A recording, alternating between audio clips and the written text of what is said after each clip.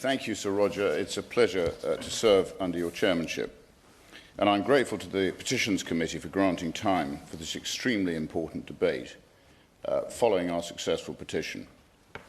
Most importantly, I want to thank the more than 190,000 British people who signed the petition that we initiated, calling for an end to the creeping use of prison as a punishment for what people say online.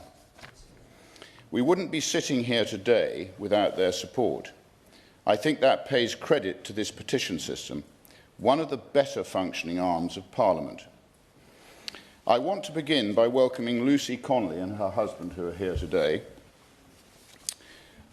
She is one of the many ordinary citizens who's been swept up in the chaotic and inconsistent enforcement of our online speech laws. Her courage in speaking openly about her experience has helped expose a growing problem, namely that the British state is now more willing to imprison somebody for a social media post than for a rape.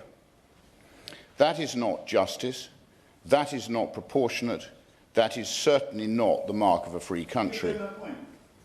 I will give way.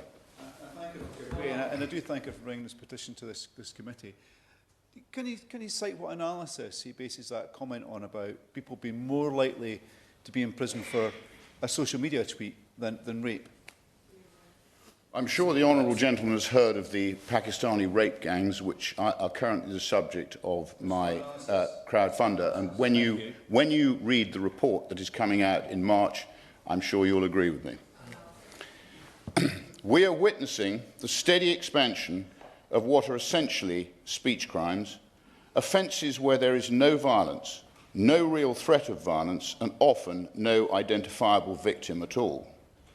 Yet people are facing dawn raids, criminal records, ankle tags, and even lengthy prison sentences for words, for arguments, for opinions that somebody somewhere claims to find offensive. I have my own personal experience, a late-night police raid initiated by false allegations from former Reform Party colleagues relating solely to words I had allegedly spoken. The party of free speech, indeed. The Reform leadership's bitter attempt to see me in prison failed, but too many others do not escape the consequences of such vile misuse of the system. We now have laws being used to punish subjective offence based on the most fragile interpretation of harm, enforced through discretionary and far too often politically skewed policing. A post that is deemed sharp criticism 1 month somehow becomes grossly offensive the next. It is arbitrary, it is inconsistent, and it is fundamentally incompatible with a healthy democracy. I receive multiple death threats, yet the police take no action.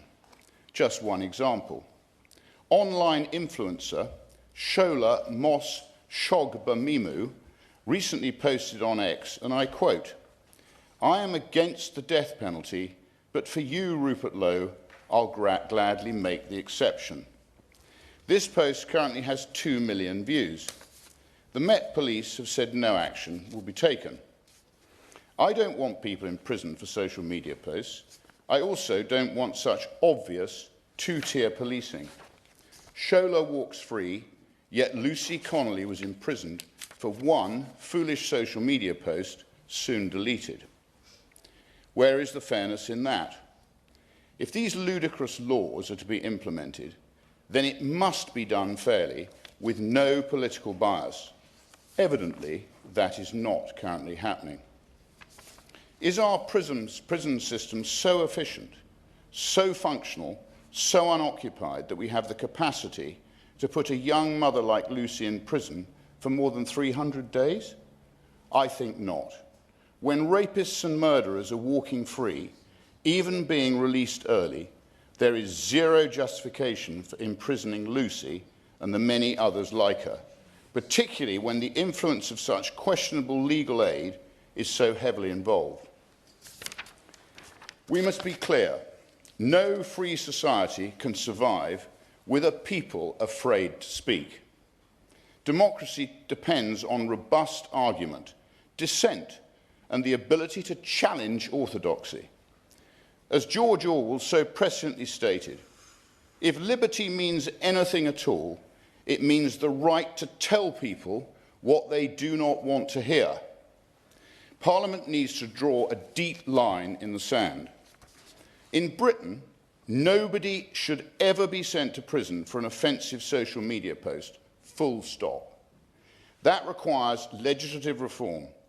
We need clearer thresholds in law, a robust statutory requirement that prosecutorial decisions consider freedom of expression, and a prohibition on custodial sentences for pure speech cases.